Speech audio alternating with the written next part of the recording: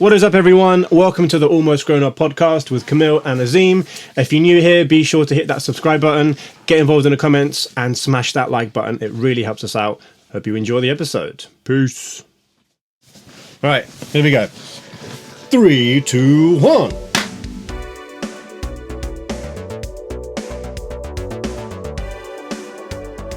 Boom. I've forgotten what number episode it is already. I told you. 19. I put a nice big number I was here thinking from this earlier, blank right? canvas. Nice. I was thinking earlier, it's coming up to almost a year since we first had the idea to even do a podcast. Was that actually January? And actually, those of you who are watching, look at our beautiful new set. Mm-hmm. Just took us a good, I'd say, 20 minutes to get that set up. You don't want to see what's outside of this frame, though. Like, this is as Garbage. professional as it gets. Yeah. But you know, we're doing what we can, and I think it's maybe not quite as fancy as, I don't know, Joe Rogan Studio, for example. That custom built. It looks like the inside of an oven. Do you reckon? Yeah, I kind of prefer. Hopefully, we can get like a picture of it here, and I've learned now to point down on here rather than be like, so this got up. The picture comes up down here instead. I kind of preferred his previous place. Well, the brickwork and and the little monkey kettle. Because he had like a gym there and all sorts, didn't he? It was like his house. Was that his house? I thought it was separate from his house. I think it was in there because he had they used to have whenever they had John Danaher, who's like a really big Brazilian jiu-jitsu coach. He was like, "Oh, let's go have a roll afterwards." And he was still there, sat in his rash guard. Even though, to be fair, if anyone knows John Danaher, he never actually comes out of his rash guard. I've only ever seen him out of a rash guard. What's a rash guard? It's basically like a compression top. It's a guard for rashes on the mat from just like abrasions. It's just like a skin tight. Oh, I see. Compression top, a little bit thicker than like your average one, and that's pretty much it. But he's just always in one.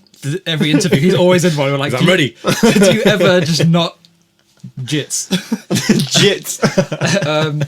So yeah, speaking of Joe Rogan, actually, I don't know how involved our listeners are, but he had that $100 million plus exclusive deal with Spotify.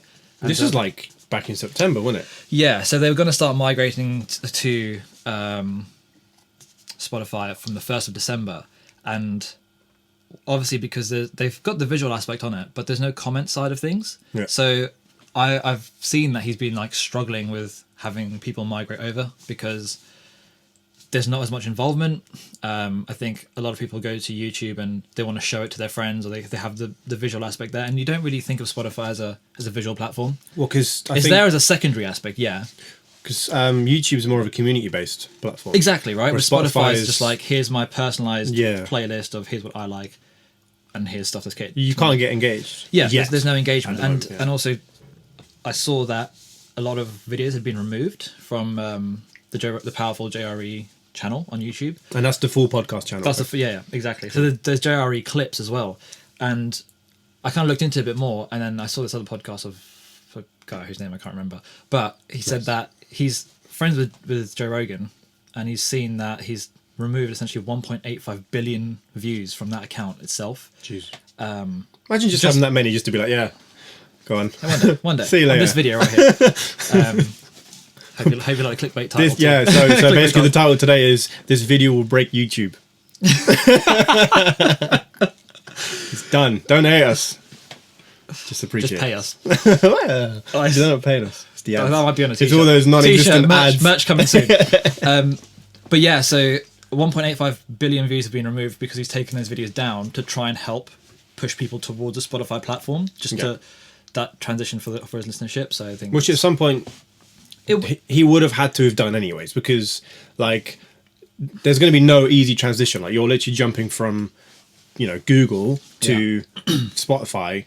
Like it's like a hard Brexit. There's going to be a hard Brexit. You know what I mean? It's not going to be nice, easy. You always manage to get political transition. In this fucking podcast. I don't know, because the thing is, like, we're not actually that political. We're not politically minded. If you actually meet us in person, we give a shit. I mean, we give a shit, but it's just And for some reason, this podcast was like, although to be fair, we didn't call it Almost Grown Up because of that reason. Where we're kind of involved. It's current shit. It's happening, so we're going to talk about it. It's also hard to avoid because, there's been COVID, there's been Donald Trump, which we promise not to speak about this episode. But he's just so likable. It's been a great year so far. Yeah, exactly. Well, 12 months as in not 2021. Nice, yeah. But yeah, 2021's been a good start. Anyways, back to Joe Rogan. More serious. Yeah, exactly. So I think there's that challenge for him to try and overcome and get people to move over. But Yeah. if without the engagement, it's hard to. And I think for anyone starting the podcast, like even for us, I think we had the idea maybe like a full year ago in like January of 2020, before any of the COVID stuff. Was it happening. actually? Yeah, we were like, I remember being in your car. I think it might even been in the summer actually of 2019. Yeah, because I know that we discussed it. Joked about the idea for a while. Yeah, and then when it actually came to doing it, we were like, oh, should we do this? Should we do that? And I think something that'd be quite interesting to discuss is just a very broad topic of paralysis by analysis, because I've experienced this, and I'm looking at it just from a fitness perspective, or if you start going to the gym. I've realised in the last few months, because of all the lockdowns and no gyms and all this kind of stuff, I've been like, what can I do with what I have to... Yeah. But I think before we go on, Yeah. we probably a good chance to just sort of explain like what that actually means. So where it's essentially, what my understanding of it is basically just, and I'm sort of a first-hand, I kind of experienced it firsthand, is where essentially you stop all kind of progress by just like over analyzing stuff, where you just like, oh, should I do this way? Should I do that way? To the point where you never actually start. It's basically, it's like a branch of perfectionism, really, because it's like you want to do it, but you want to do it to like the highest standard available, knowing full well that that's not possible because you've not actually even tried it. So, you know, you can't get to perfection. You know, obviously, perfection doesn't exist anyways, but you can't get to that greatness level without having the first few years of just being shit or being average and just finding your feet and seeing what happens, you know? Yeah. There is an argument, actually, perfection does exist. I can't remember the name of the poet, but death is perfect. Where's That's that? the only thing that is perfect, because you've done it. That's it. It's But how do we know? But there's been no like person dying coming back. Well, they might be like, no, God, this is really fucking awful. Maybe that's how we know it's perfect, because they can't come back. But we think it's perfect. It's true. Anyway, this got really deep. But, yeah, so I think it's more just a case of, with me, having experienced it firsthand, was during the lockdown, trying to look at what I can do with what I have for just, you know, staying in shape and all that. And sort of getting stuck in the details of, like, there's a million and one things you can do. So people are like, you know, this many sets, this many reps, got to hit each muscle group twice a week.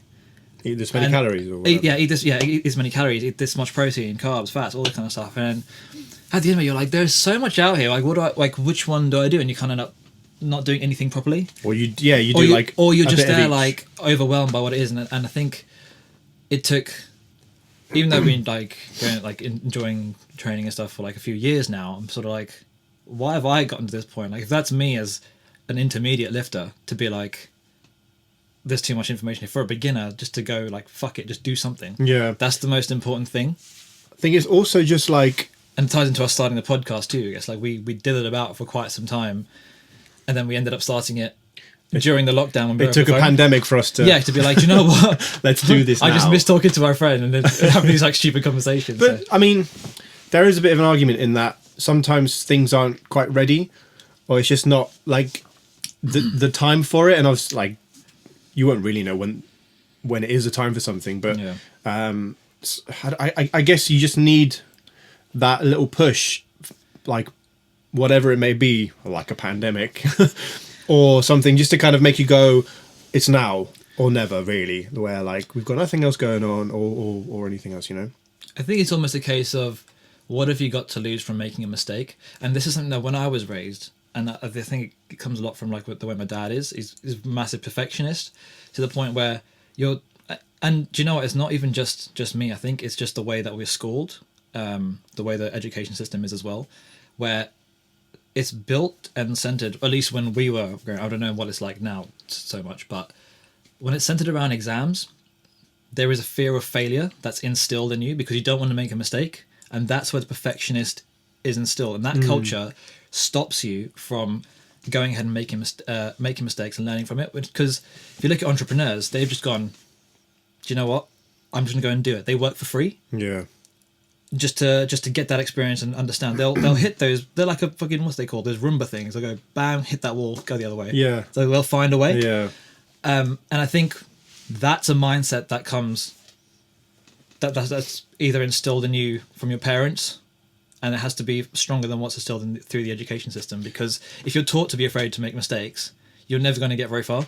Yeah, it's a mixture of like being afraid of making a mistake and like the fear of the unknown.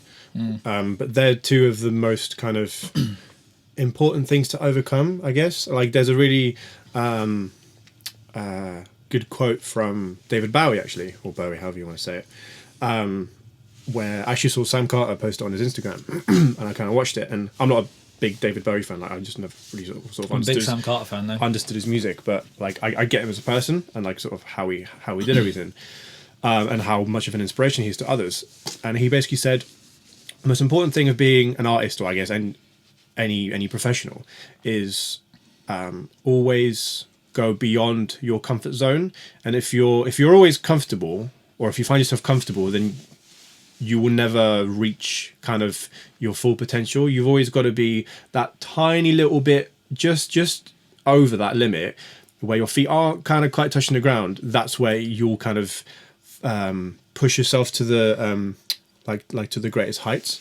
Yeah. Obviously you don't want to go too far beyond that, because then you will really be out of your depth, but just enough to kind of keep you on your toes and make you fucking realize, fuck, I've got to do this, and kind of keep up with this at the same time, you know, keep your brain engaged all the time. Sound like a self-improvement podcast, which it isn't. Don't listen to our advice. But what you're saying about the correct amount of stimulus, and that between too much is going to be overwhelming, not enough is going to be within your comfort zone, you're not doing anything new, but there's a bit in between. It's that balance. Yeah, and this is something that I think I've spoken about him on this podcast before. For us, the hobby, this MMA coach, where he talks about his students, and he's like, I have every student which has a different plan, because you have to push them just enough to make sure they're at the comfort zone, but not too much, because otherwise then they're going to become overwhelmed. They'll beat themselves up when they get back home from practice. They'll say, I got the absolute shit kicked out of me by the purple belt or the black belt, or whoever.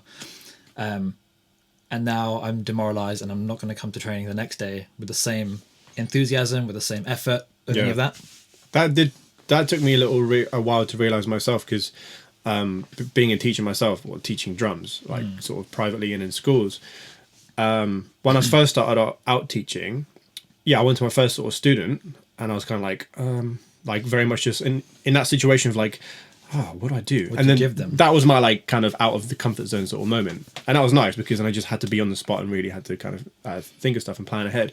But then the more students I got, the more I realized, oh, what I did with that first student or the first few doesn't work. Like, and obviously I tried it. Yeah, and then I was like, oh, okay, this isn't going to work. So then I had to obviously analyze and then kind of, you know, just take a step back and be like, right, okay, that for him, that for her. Do a bit of, it's more work, but it's how it should be, you know. It's not going to be easy, of course not, you know. Yeah. But I guess sorry, go on. I guess like when it comes to even us starting anything, it took. Look at the way this. If you guys have been watching this podcast from the beginning, the way it started was just the audio, and that had a delay on it because we were stuck over the phone. Yeah. Then we finally got into the first studio, which was, granted, it was like a paid music studio. And that had the first visual aspect to it. Then we had the second lockdown. We kind of went quiet for a bit. Yeah. Then we had the Jerome podcast, which was just audio because we didn't take a camera there. It was sort of off the cuff. Yeah. And then we came back here, and we had like the first with the white background. So we sort of like building ourselves back up again. I think just getting in there and doing it, and not being so afraid of, what people are going to think. And I think that's the other thing where it ties into. It's very easy to hate on something that you're consuming. But it's very hard to go out there and create something and put something good out there. Yeah. And I think that's something, I can't remember who I read that from, but I think it's more important to create rather than consume. But please keep consuming this podcast.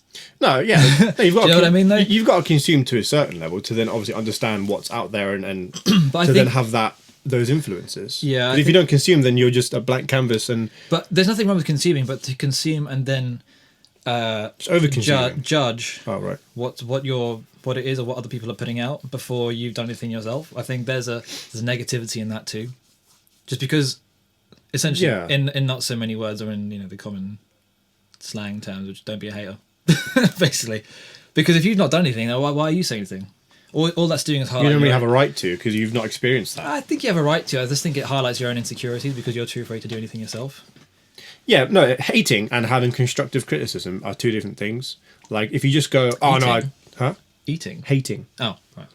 Yeah, that's two very different things, yeah. So I am right. Why are they two different things? So it's basically just where what was I saying? Difference between constructive, and hating. Yeah, because like criticism. it's very easy. Well, I think it's quite hard to hate because I'm not a very hateful person. But as we had this conversation earlier in the week. The last year is proving it's just like there seems to be like all this hate around, and it just seems like people are finding hate, finding reasons to be hateful. Very easy nowadays, but that's a whole other topic. That's going to get political again. Yeah, exactly. That's a whole other topic. But like, say you're on like a YouTube video or whatever, like you might get like some certain comments that are just very like just kind of rude or like just hateful or whatever. It's like, bro, there's no need for that. Like, if you don't like something, just be like, not for me, or like whatever. Like if it's completely wrong, like if someone's obviously like being racist or whatever, or like just flat out being a dickhead, then yeah, you can call them out on it. But you shouldn't ever like hate. You should just say, you just call people out on it. Be like, that's wrong, or I don't agree with your viewpoint for these reasons, rather than just being like, no. The other thing is the truly hateful people can sort of hide behind the, I'm just trolling. It's just a prank, bro. Get fucked with your prank, man. Yeah, like just no. That's bollocks. But sorry, just to go back a little bit, where you were saying how, just going out there and doing stuff is going to be a lot better than like thinking about them. I think there is also a balance that we had with that, because when I hear that back, it's like, don't just go out. No, of course not. But it's very easy, like we said earlier, to just be like, oh, I just want it to be perfect, or I want it to be really good from the get go. That's also just ingrained in society. You know, we're such a and we've talked about this before as well, where everything's so instant. It's just instant gratification, like that instant dopamine hit from just like doing stuff. Like playing video games or going on Instagram and just liking comments and stuff, and getting comments, getting posts liked as well. It's like that feel good factor, where if you then can't replicate that in like a project, say for instance, then you're not going to want to pursue that, because you're not going to have that instant like. It's easy to sit there and watch and just scroll through my Instagram feed. That corner just came off. It's fine, leave it. We're exposed. Fuck. Just put something up there. Technical difficulties, yeah. I just blur that bit out. Oh no!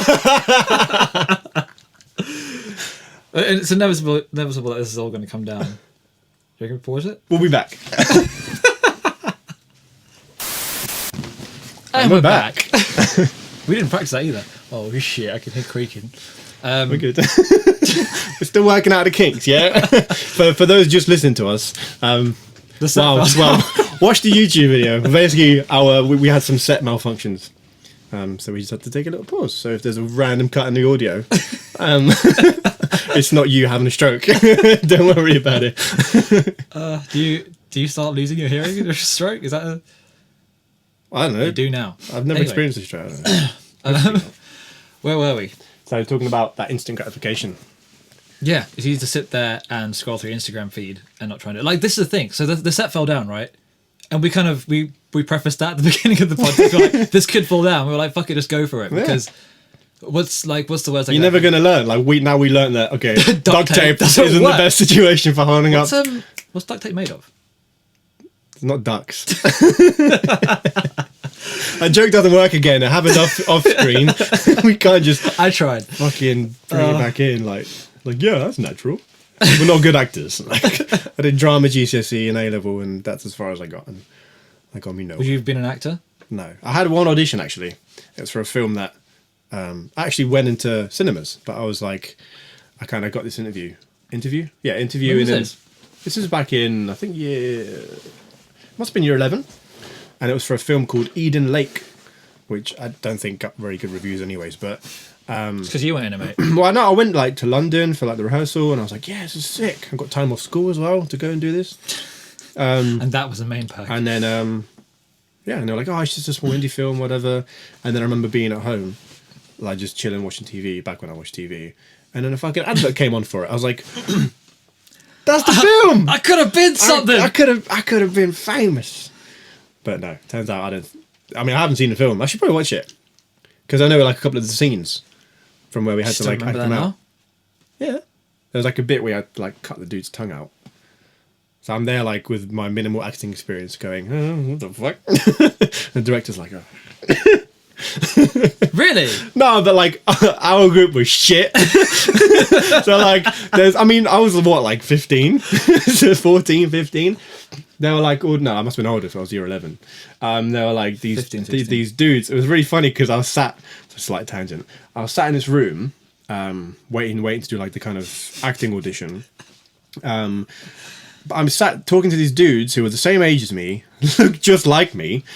And I'm like, yeah, so you know, my agent, all this sort of stuff, and I'm like, I just came back. I just came in from school, bro. Like, sick. Like, okay, cool. Yeah, this is my first time trying some of this sort of stuff out.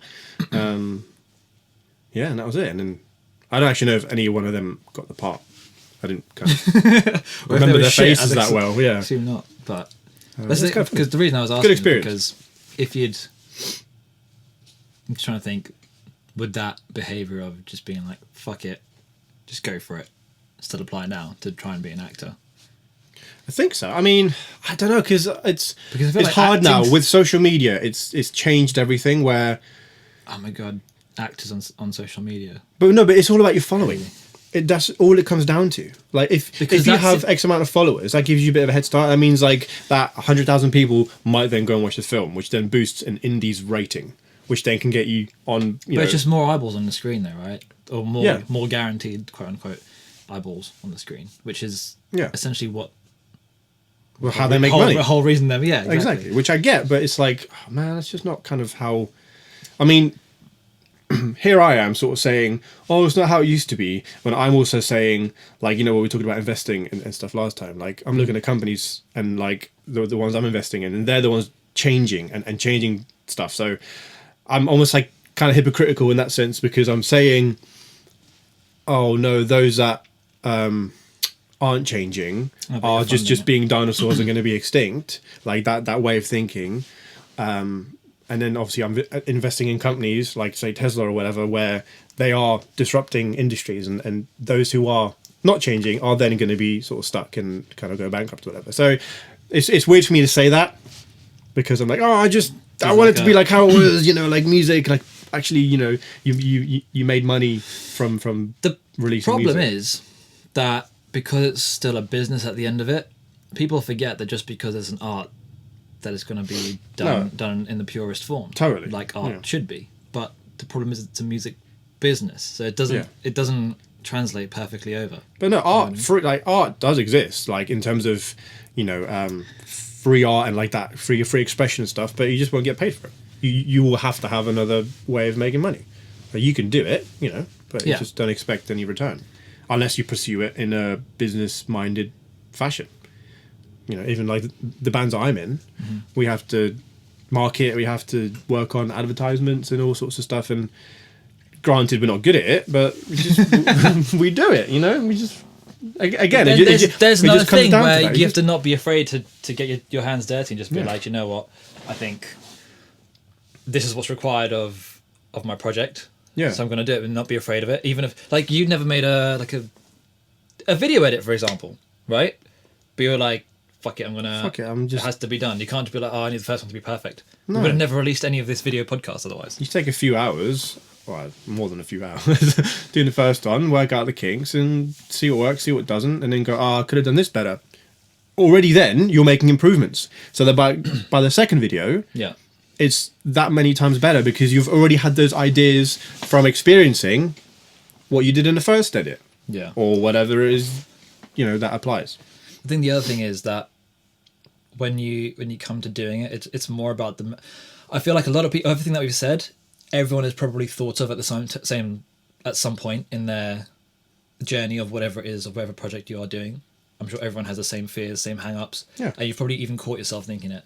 So I think as a nice sort of last 5 or so minute wrap up, what we should try and do is maybe think what would be our advice to try and overcome those things, or what you've done in the past to overcome those things. I think it might be more applicable to you just because you're in an industry where you have to be fearless, because in any sort of art you're putting yourself out there, and hoping for the best, and there's a lot of facets to the game, especially now that you're having to amalgamate being the artist, being the promoter, being the guy who designs the adverts, etc., etc. Yeah. So I guess let's try and So what would be your advice? For me, so the kind of advice that has sort of stuck with me, and I can't remember which books it were, but there a couple of audiobooks I was listening to the last sort of few months. If I remember what they are, I'll put a link in the description and stuff. And we're not sponsored by Audible, not yet. So I can't give you any referral links. It was basically just to get out of that headspace of like having sort of shame, where it's very easy to kind of go and do something or want to do something, but having that, with just that shame attached to it, like, oh, what are other people going to think? Or like, oh, I'm just going to be seen like an idiot. Like, you might not think that out loud, but there'll be like a little bit of that internal, like, you know, when I was sort of toying around with the idea of just fucking starting a YouTube channel, just doing some gaming stuff. Not this one. Yeah. No, doing some gaming stuff.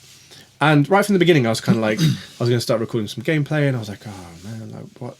Like, is this what I want to do? Like, I'm just recording myself playing games. And I'm just like, yeah, but if you had the idea to do it, you automatically put those invisible barriers up for yourself. 100%, like, 100%. who's going to watch this? Why would they watch it? And it's like, just do it.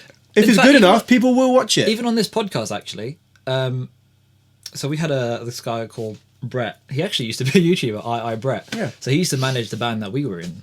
Years ago. A couple of years, well, yeah, more 5 years ago now. Yeah. And Not that old. and he was like, I'm a big fan of the podcast. And I didn't like actively tell him to listen to it. He just did because he's just a great guy. And Shout out to you, Brett. yeah, thanks, Brett. Just for being you. But he said, because I was speaking about it, I was like, how do you get people to listen to your podcast? He's like, usually they have another following that they kind of migrate over, because a podcast will be a secondary thing. So you don't really know. And he was like, but keep doing it though, because it's not about exactly what you're saying, but people can see the chemistry between us because of being mates, etc., etc. And that kind of stuff, you need someone. I'd say my advice would be, get someone that you trust to give them their objective opinion.